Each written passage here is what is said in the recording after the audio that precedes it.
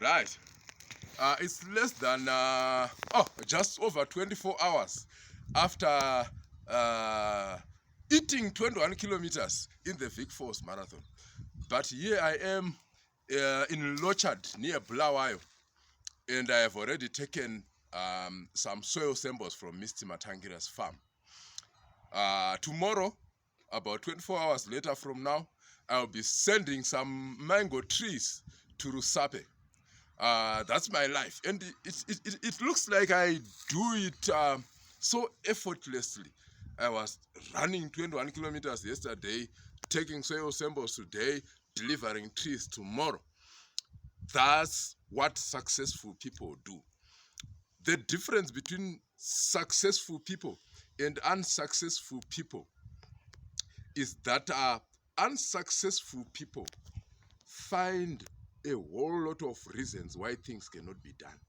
And those reasons, in reality, they are simply excuses. So unsuccessful people turn excuses into very valid reasons. If you look at how I prepared for the marathon, in the run-up to that marathon, that was about 8 weeks prior to the marathon, I had a serious ulcer disease that resulted in me being put on a drip and taking on some strong antibiotics.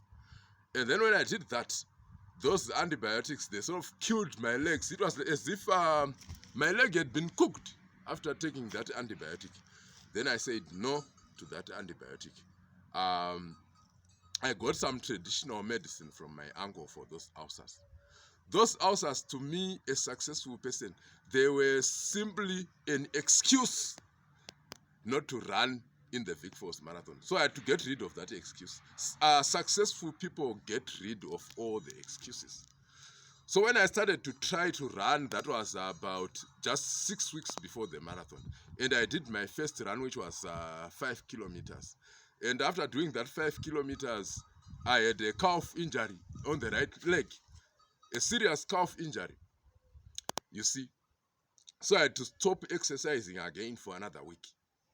And then when I restarted, that was at the University of Zimbabwe, where I had visited my brother and his family. And then I started to train at the university ground. I ran about 3.5 kilometers. And then my other calf had a problem again. So I had to stop running for another week, which meant there were only about 4 to 5 weeks left before the marathon. And I had not had any continuous uninterrupted training. But I always said, I will go to the marathon. I will go for the marathon. I will go for it. Nothing, absolutely nothing would stop me from doing it. Not even those calf injuries. You know, those calf injuries, they taught me a lesson. When I finally started training, I learned to reduce my speed whenever symptoms of the calf injury started to appear. So I learned to live with those calf injuries, to run with those calf injuries until they healed. So when I reduced my speed, I could complete longer distances. I started completing 14 kilometers, 17 kilometers, then 19 kilometers. By simply reducing the speed a bit, and those are calf injuries, because I ignored them, they ended up healing on their own. I think they found out that there was no option than to heal, because this person in any case is going to the Vic Falls Marathon. That is what successful people do. Successful people will not be stopped by any excuse which they would turn into a reason for not doing something. So on Wednesday, last week, earlier on, my whole family had been suffering from the flu, my children getting the flu, my wife getting the flu, and I was only getting the calf injuries and the serious ulcer disease and not getting the flu. But on Wednesday, just a few days before the marathon, I got the flu, you see. So I traveled to Bulawayo, and I traveled to Bulawayo despite that flu, because it had a secondary implication, which meant that it might have been COVID. If I was an unsuccessful person, I would say, let me not go for the marathon, because this flu that I have might be COVID. So why should I travel? So I traveled to Bulawayo, and I still took the PCR test. And the PCR test, it came out negative. I didn't have COVID less than 48 hours before the marathon.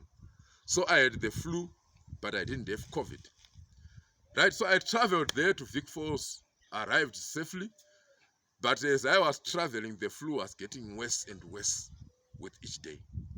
And right there, when I woke up at 6 a.m. on the day of the marathon, my voice was practically worse. There's somebody who spoke to me on the phone on the morning of the race. My voice was worse from the flu. But the flu was not going to stop me from eating 21 kilometers in that marathon. So I did it. I did it. And that's what successful people do.